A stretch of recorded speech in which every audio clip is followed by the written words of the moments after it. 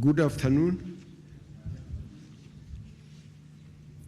Representative of the Cabinet Secretary for Education, Honorable Hassan Mohammed Ali, Permanent Secretary, Minister of Education, Culture and Higher Education, Federal Republic of Somalia, Ambassadors and High Commissioners, Chairperson of the Council, Professor Clara Mumanyi, members of the Council present, members of the Senate, the Vice Chancellor, Professor John Okumu, the immediate former Vice Chancellor, Professor Paul Wainaina, deans, professors, lecturers, and management staff of the Kenyatta University, and distinguished guests, ladies and gentlemen. Today is an important day in the life of Kenyatta University.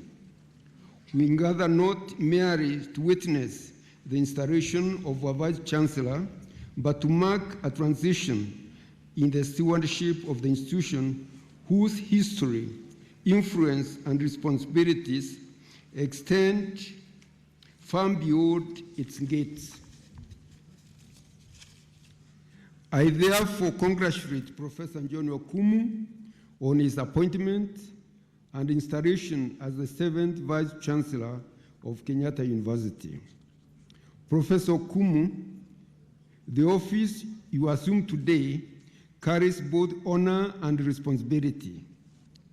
You inherit an institution built over decades through the labor, imagination, and sacrifice of many people.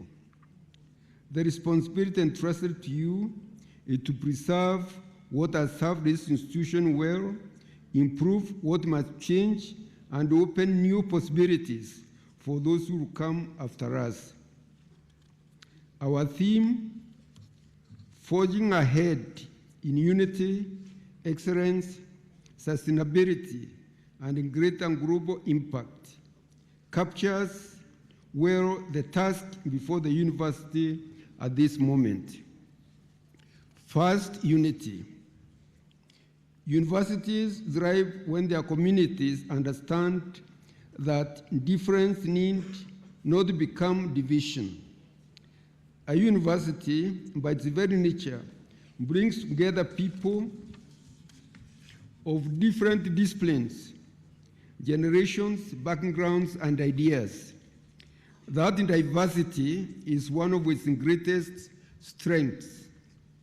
The task of leadership is not to make everyone think alike, but to create an environment in which different minds can work towards a shared institutional purpose. I therefore urge the entire Kenyatta University community, including council, management, senate, staff, students, alumni, to give the new Vice Chancellor the support necessary to lead effectively. In leadership may reside in an office, but institutional success is always collective. Second, excellence. Kenyatta University has built a strong reputation in teaching, research, innovation, the arts, sports, community engagement, and public service. That reputation must never be treated as an inheritance that sustains itself. Excellence has to be renewed every day. It demands high academic standards, intellectual courage, integrity, innovation, global competitiveness, and the willingness to adapt without abandoning the values that define a university. High quality education is the shortest route for transforming our country from a developing country to an undeveloped country. That's the shortest route and the most effective route. For how long are we going to remain developing? That very necessary and imperative step is to come from us who are learning, who are students, who are professors, who are engineers. That's where the answer lies.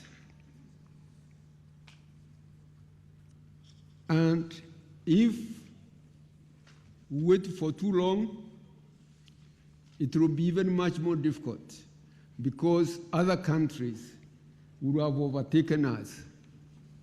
There is continuous global competitiveness in terms of productivity, service delivery, and innovations. Jobs come through expansion of production, through expansion of services, and through innovativeness. Third, sustainability. The contemporary university operates in an environment of changing funding models, technological disruption, and increasing public expectations. Institutions must therefore think carefully about how they use their resources, strengthen research and innovation, develop meaningful partnerships, and build systems that can endure beyond individual leaders and particular moments. A university proves its strength not simply by surviving difficult times, but by emerging from better prepared for the future. Why can't our university be the Harvard of Africa? Why can't it be the Oxford of Africa? What's the difference? What prevents us from moving those few steps ahead? It's just effort.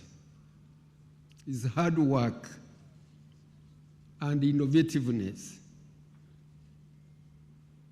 Why are we slow in adopting that spirit? For how long is Africa to be developing?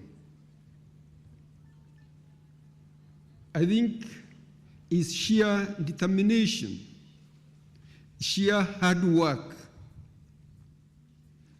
and cooperation, and exchange of ideas, and always allow our minds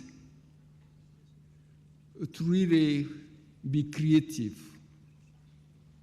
have open minds and determined minds, and a continuous exchange of ideas. We learn from each other, we learn from other countries.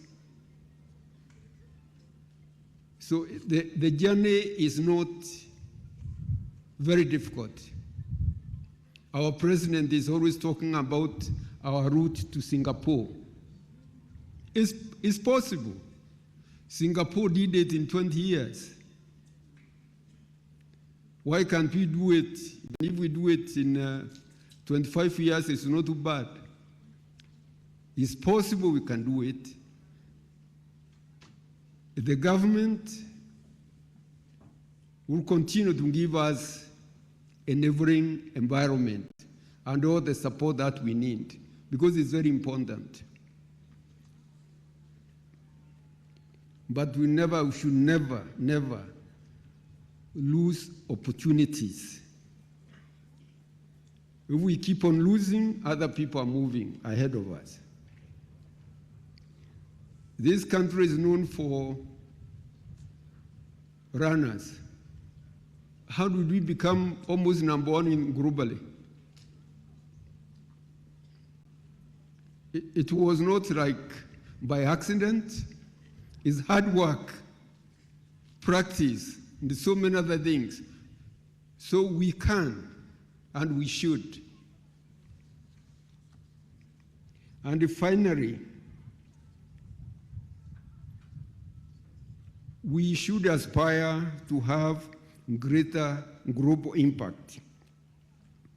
Kenyatta University must continue looking beyond our borders while remaining firmly rooted in the needs of Kenya and Africa.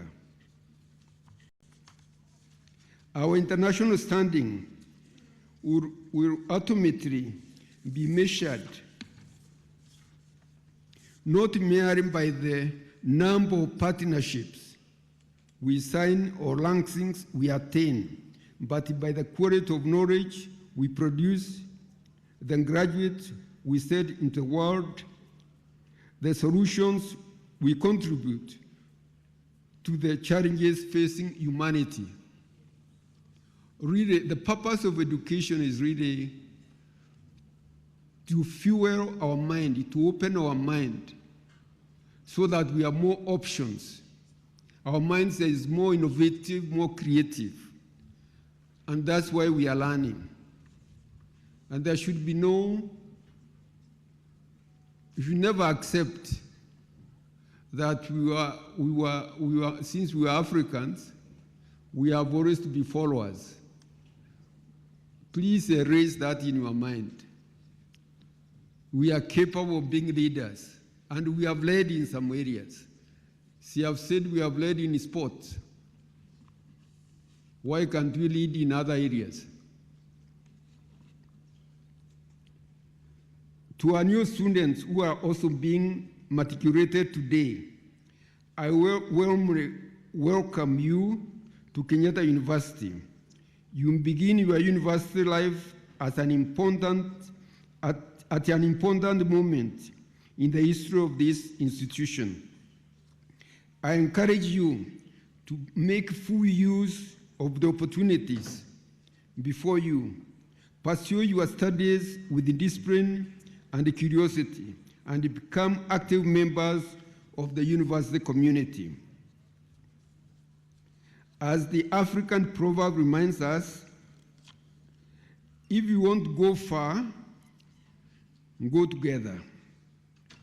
For this university to go further, we must move with a shared sense of purpose.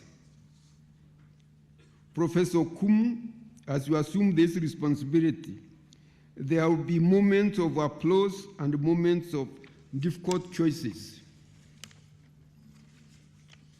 Listen widely, consult sincerely, and decide with courage. Above all, remember that the office of the Vice Chancellor is held in trust for the students of today, those who are yet to come, and the society of this university, exists to serve. To the Kenyatta University community, a new Vice Chancellor does not begin a new university. It takes the baton in a continuing institutional journey. Our responsibility is therefore not to begin again, but to build upon what has been achieved and move forward with renewed purpose to higher levels of achievement. Professor Kum, I congratulate you once again on your installation as the 7th Vice Chancellor of Kenyatta University. As a Chancellor, I wish you every success as you take up the responsibility of leading this great institution into the next chapter. May your tenure strengthen this institution, may it enlarge its contribution to Kenya, Africa, and the world. And when this chapter is eventually written, may it be said that Kenyatta University moved forward, together with excellence, sustainability, and great impact during your tenure. God bless you. God bless Kenyatta University. God bless Kenya. Thank you very much. Let's give a big hand to the